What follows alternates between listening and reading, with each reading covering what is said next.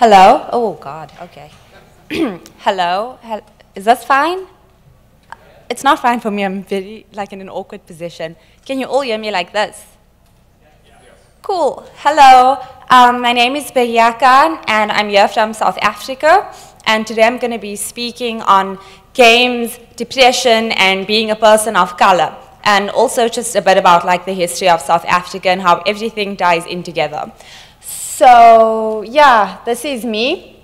Professional as hell, obviously. And I just want to speak a bit more about myself. That's my most, like, recent candid picture. And yeah, I just want to speak about some of the stuff that I do. So the more important things are to the left, right. I don't know, who cares, it's all fake. Yeah, is that I like to dance, I write poems, I have a very bad posture, and then I'm in a band conceptually, you know, like in my head. And yeah, I teach a lot. I teach physics and I teach game design and writing and some other art stuff for first years at my university. And then I also make video games, right?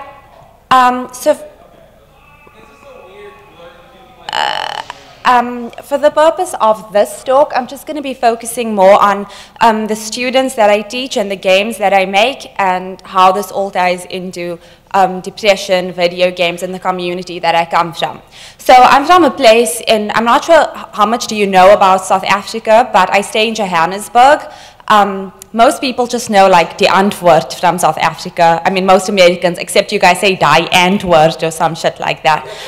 Also, there are pathetic representation, very cultural appropriation stuff happening there. And I guess you guys know Trevor Noah.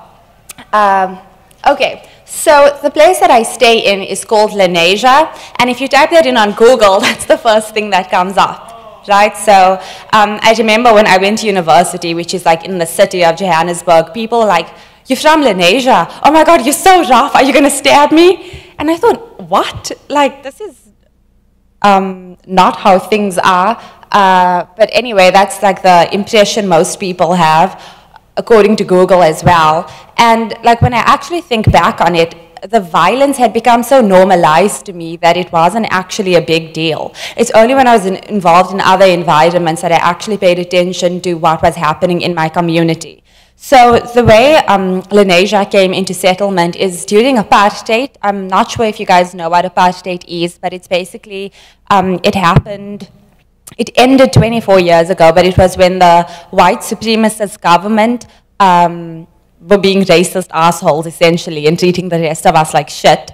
And yeah, it was like modern day slavery, you know, so anyone who was not white was treated really awfully. Lanisha came about because of the Group Areas Act, and basically what that says is it's an act assigned to people of color, that assigns people of color to different residential and business sections in urban areas in a system of urban apartheid.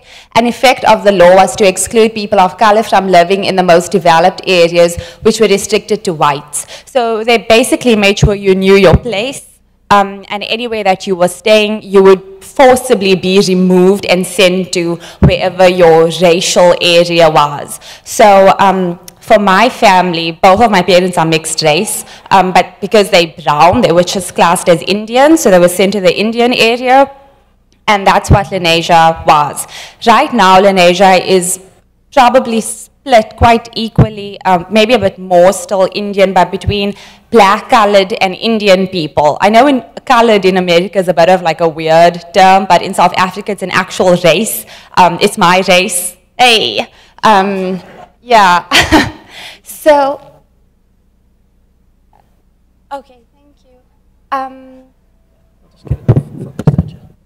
Thank you.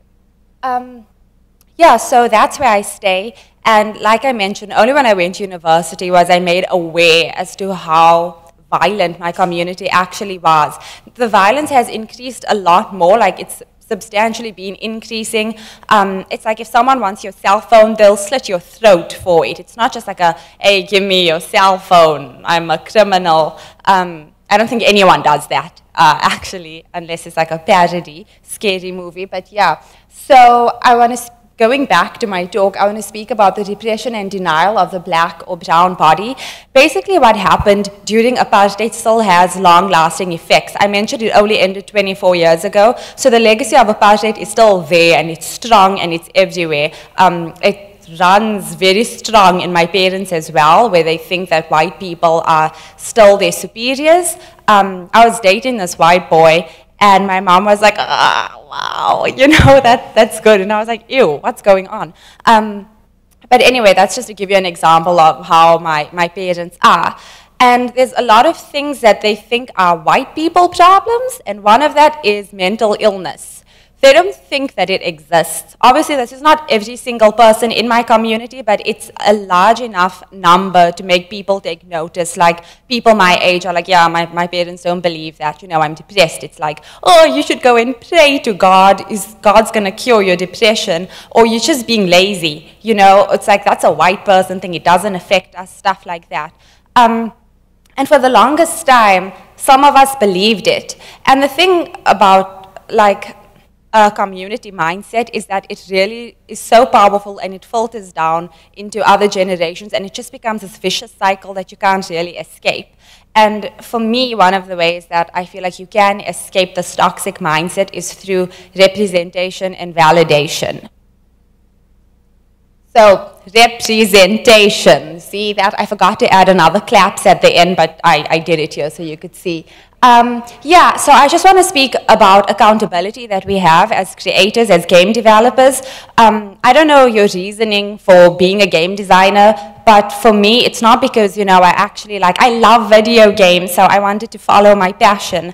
I didn't grow up playing any games. The reason that I did it is because, honestly, like, I thought I wouldn't get in because it was such a difficult course, and I got in, so I was like, okay, cool, I'm going to do this because it was the tough one. So that's why I started off doing it, but why I'm doing, that was 5 years ago when I just started university. But why I continued doing it is because of the impact that it can have. I think it's like the largest medium where you can like transmit messages and stories and stuff like that in terms of like the media of today. And we're such a media heavy culture, and so many people play video games. So if I can infiltrate important stories and narratives through video games, yeah, you bet your ass I'm going to capitalize on that. So yeah, I feel like as creators, we, especially as people of color creators, we have an accountability to people that play our games, right? You are responsible. You're not just making art in a vacuum that is not going to be perpetuated or infiltrated into other circles. So yeah, my purpose is, and I think that maybe it's something you should bear in mind as well, is culture. Black and brown people, and to not portray ourselves and the identities shackled upon us due to colonialism, apartheid, or any bullshit white supremacist system. Often we can be toxic to ourselves as well, but only because this toxic mindset has been perpetuated. So please try and break the cycle where you can. There are people that are going to come after us, you know, younger generations. They'll be playing games as well, and if you see yourself represented in a normal, humane way, that's so important. Validation is extremely important. I know for myself, like, I was living in a very toxic home situation for a while, and I thought I was the crazy one until I met people that were like, actually, no, this is a perfectly logical response to things. So getting external validation is such an important thing. Especially, I mentioned that I teach, and one of my students is he's a 19-year-old black male. And he told me that only because of our classes, and I take him for like fucking physics, we don't even speak about life, but he said like through just sometimes some of the interactions that we've had, he was able to cry in front of me for the first time, and he's never cried in front of a woman before, but he's done it because he felt validated enough within himself to be able to do that. That's just a small example, which is not that small, that's massive. You know, obviously not being able to cry in front of someone is awful. Yeah, so I just feel like as game developers, you're changing the game. That's a fun, which is funny for you guys because you probably like puns. It's not funny for me. I fucking hate puns. But yeah, game changers, lifesavers. Let's do it, guys. Do it for the kids. Thank you so much. I'm Bahiyya. You can follow me on Twitter.